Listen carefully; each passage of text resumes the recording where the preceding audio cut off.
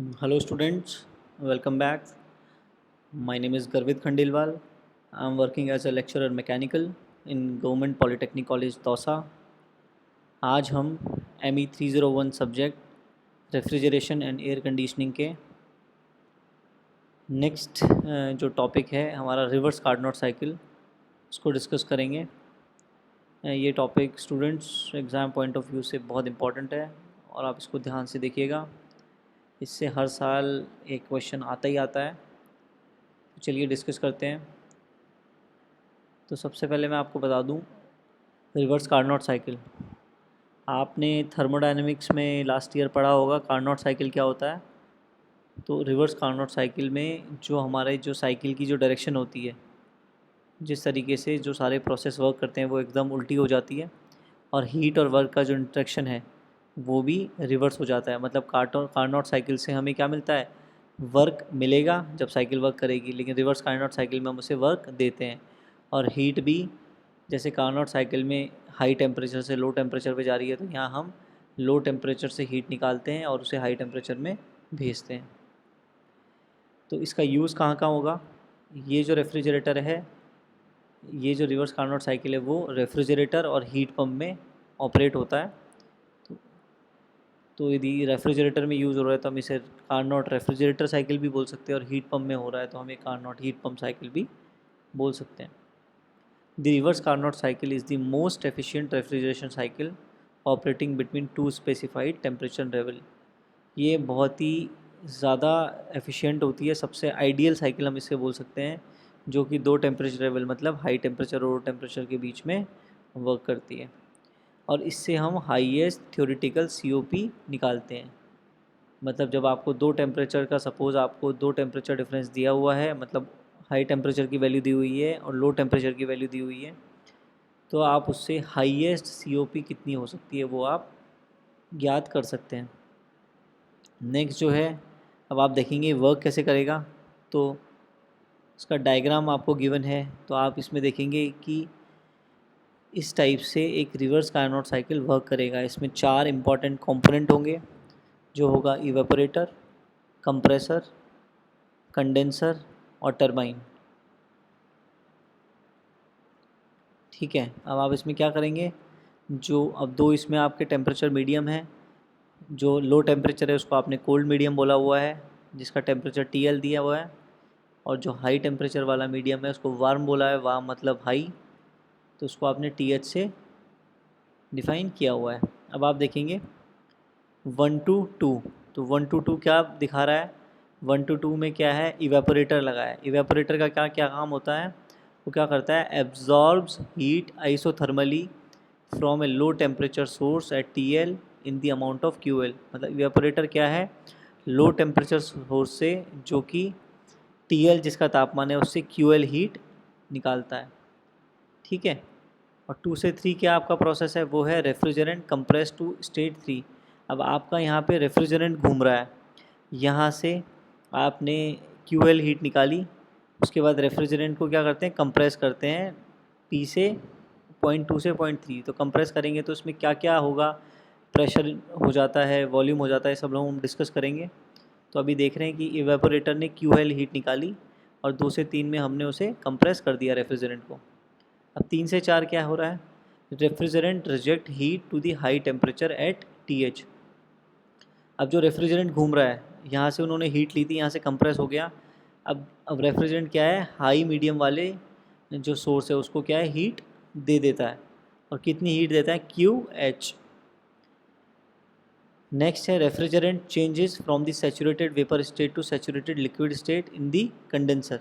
अब इसमें क्या रहता है आपका, देखो जब रेफ्रिजरेंट है, यहाँ पे रेफ्रिजरेंट कुछ होता है, यहाँ से जब वो हीट लेगा और जब कंप्रेस करता है, तो यहाँ पे जो रेफ्रिजरेंट की जो स्टेट होती है, जो अवस्था होती है रेफ्रिजरेंट की, वो सैचुरेटेड वेपर स्टेट होती है। ठीक है, और जैसे ही वो हीट अपनी एनवायरनमेंट को दे देगा तो वो सैचुरेटेड लिक्विड स्टेट में बदल जाता है। मतलब यहाँ पे जो रेफ्रिजरेंट की स्टेट है वो है सैचुरेटेड वेपर स्टेट, और यहाँ पे जो रेफ्रिजरेंट की स्टेट है वो है सैचुरेटेड लिक्विड स्टेट।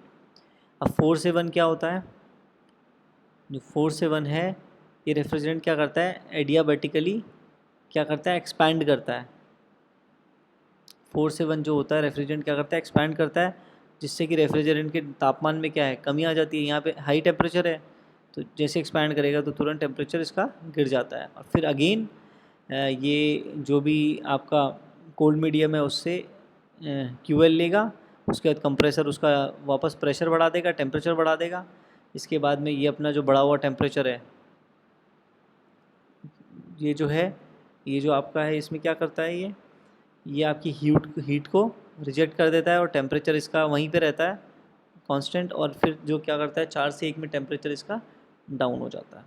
तो इस टाइप से ये आपका एक कार्नोट रेफ्रिजरेटर है, इसको आप रिवर्ट कार्नोट साइकिल भी बोल सकते हैं, ये वर्क करती है। इसी टाइप से दिया हुआ है, देखिए आप यहाँ पे इवेपोरेटर ने कोल्ड मीडियम से क्यूएल हीट ली, तो अब आप देखो 1 से 2 आपको प्रोसेस दिखेगा। अब आप देखेंगे कि जो इवेपोरेटर और जो कंडेंसर है ये कांस्टेंट टेम्परेचर पे काम करते हैं। मतलब जब हीट को कोल्ड मीडियम से हीट निकल रही है इवेपोरेटर से, तब इसके टेम्परेचर में कोई चेंज नहीं हो रहा है, आप देख सकते हैं यहाँ पे एल टेम्परेचर है। उसके बाद जब 2 से 3 पे रेफ्रिजरेंट जब कंप्रेस होता है तो टेम्परेचर क्या होता है, TL से TH पे पहुँच जाता है। और इसी टाइम पे क्या होता है, आप देखिए ये सैचुरेशन लाइन है, तो ये सैचुरेटेड लिक्विड लाइन है, ये सैचुरेटेड वेपर लाइन है। तो अब आप देखेंगे कि यहाँ पे इसका क्या हो जाएगा, सैचुरेटेड वेपर हो जाएगा 3 नंबर पॉइंट पे, जो कि हम लोगों ने लास्ट उसमें डिस्कस किया था। यहाँ सैचुरेटेड वेपर रेफ्रिजरेंट की स्टेट आ जाएगी। और जैसे ही हम लोग 3 से 4 में इसको आइसोथर्मली क्या करते हैं, इसको कंप्रेस करते हैं, तो क्या होगा, इसके टेम्परेचर में तो कोई चेंज नहीं आएगा, लेकिन इसकी जो स्टेट है सैचुरेटेड वेपर से सैचुरेटेड लिक्विड हो जाएगी। और फिर अगेन इसे हम एक्सपैंड करेंगे रेफ्रिजरेंट को 4 से 1 तक, जिसमें क्या होता है, ये एडियाबैटिक एक्सपेंशन होता है, जिसमें कि क्या है, कोई एंट्रोपी में चेंज नहीं आता है, मतलब कोई हीट का चेंज नहीं आ रहा, सीधे टेम्परेचर चेंज हो रहा है। और 1 नंबर पॉइंट पे आपका क्या रहता है, रेफ्रिजरेंट आ जाता है, जिससे कि जिस पे उसका टेम्परेचर रहता है TL। तो इस टाइप से एक रिवर्स कार्नोट साइकिल वर्क करती है। इसका आपने TS डायग्राम देखा, इसको और आगे अच्छे से डिस्कस करेंगे। अब देखो रिवर्स कार्नोट साइकिल में क्या क्या प्रोसेस हुए, 4 प्रोसेस हुए। एडियाबैटिक कंप्रेशन हुआ, आइसोथर्मल कंप्रेशन हुआ, एडियाबैटिक एक्सपेंशन हुआ और आइसोथर्मल एक्सपेंशन हुआ। अब कैसे कैसे हुए देखो,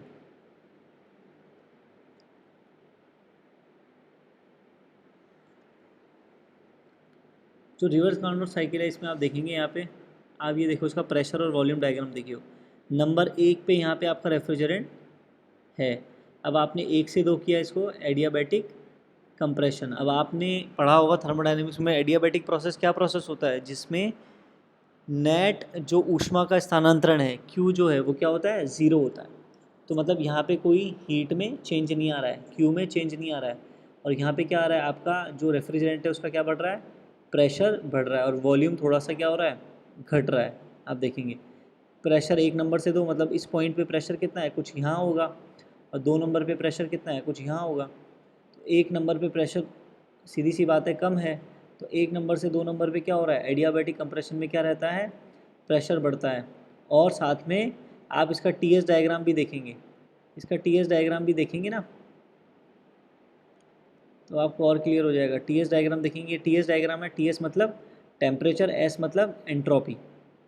तो TS डायग्राम 1 से 2 देखेंगे तो क्या है, यहाँ पे एंट्रोपी में तो चेंज नहीं आ रहा है, बट टेम्परेचर बढ़ रहा है। मतलब 1 से 2 प्रोसेस में प्रेशर भी बढ़ रहा है और टेम्परेचर भी बढ़ रहा है।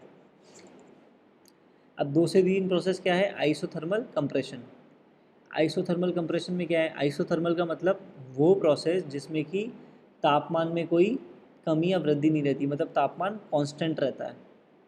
तो अब आप 2 से 3 देखेंगे आइसोथर्मल कंप्रेशन।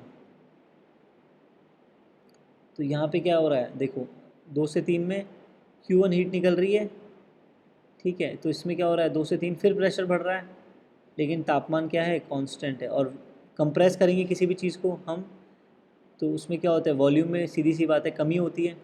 तो 2 से 3 में जो वॉल्यूम, जो आयतन है उसमें भी कमी हो रही है, मतलब दाब बढ़ रहा है इसका, आयतन कम हो रहा है, और तापमान क्या है, कांस्टेंट।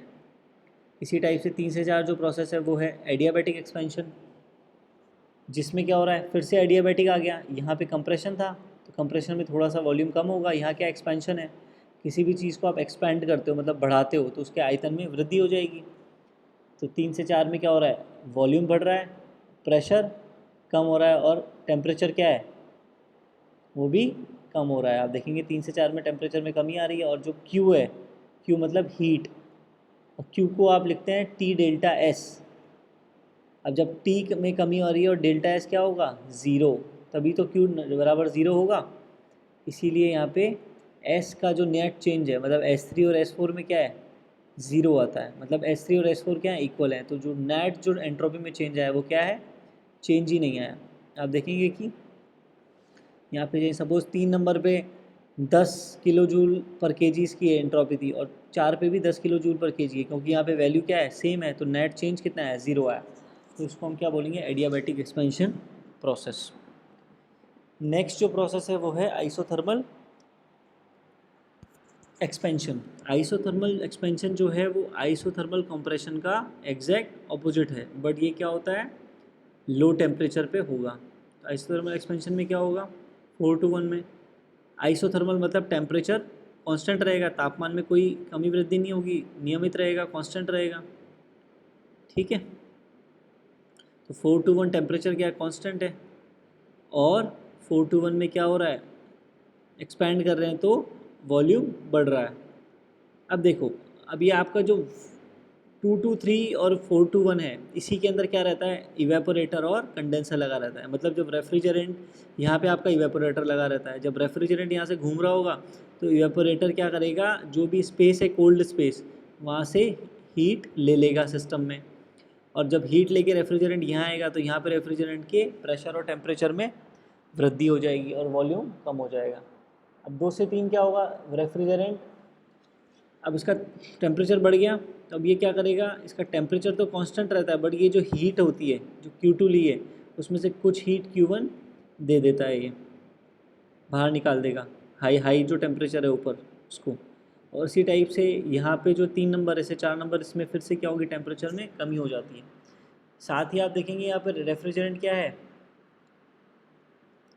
यहाँ से रेफ्रिजरेंट सैचुरेटेड वेपर में चेंज हो जाता है, फिर यहाँ से रेफ्रिजरेंट क्या है, सैचुरेटेड लिक्विड में चेंज हो जाता है, जो हम लोगों ने इस डायग्राम में देखा था। सैचुरेटेड वेपर है, इस लाइन पे वेपर आ जाती है, इस लाइन पे लिक्विड आ जाता है, तो इस टाइप से ये चेंज होता है। तो इस टाइप से रिवर्स कार्नोट साइकिल में आपने पी डायग्राम और वी डायग्राम देख लिया।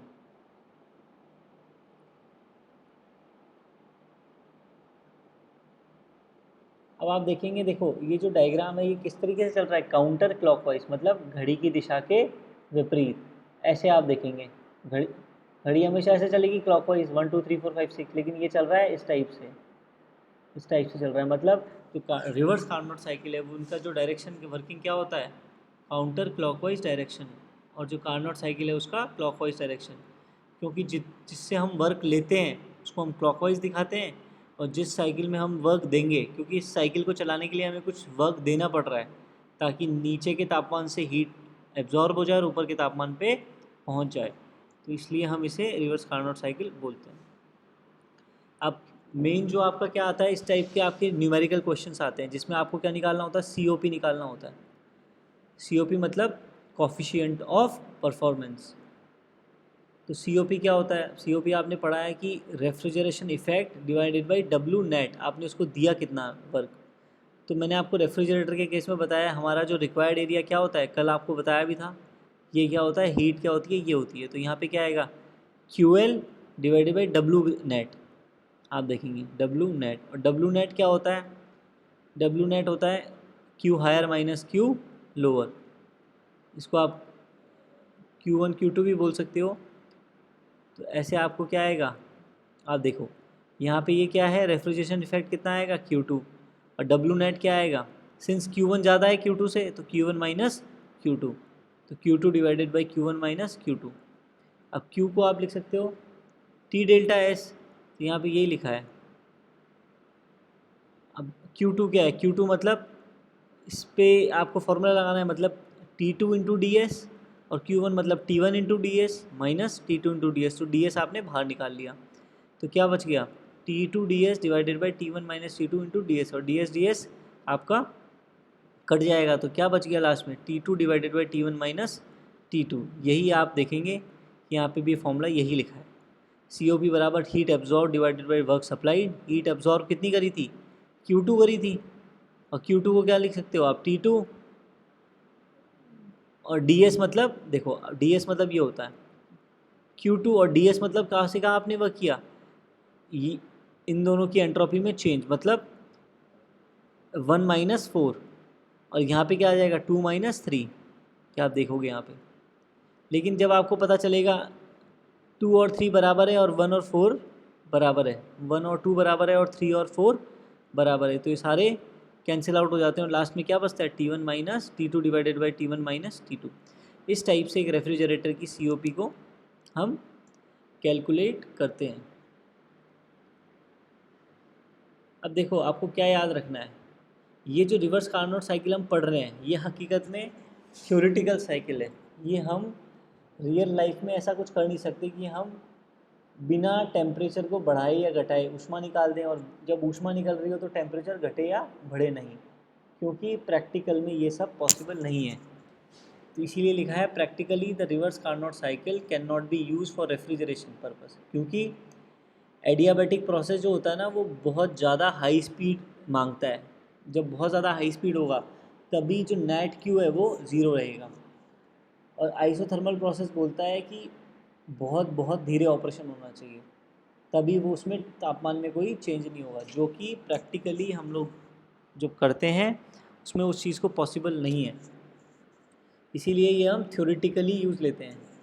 मतलब कोई भी हम लोग रेफ्रिजरेशन साइकिल बनाएंगे तो हम कार्नोट साइकिल से, रिवर्स कार्नोट साइकिल से उसको कंपेयर करते हैं, मतलब हमारा मैक्सिमम इतना हो सकता है और हमारा जो हम लोगों ने बनाया है वो कितना है, तो उसमें हम उसको कंपेयर करने के काम में लेते हैं। तो आई होप आपको समझ में आ गया होगा रिवर्स कार्नोट साइकिल। धन्यवाद।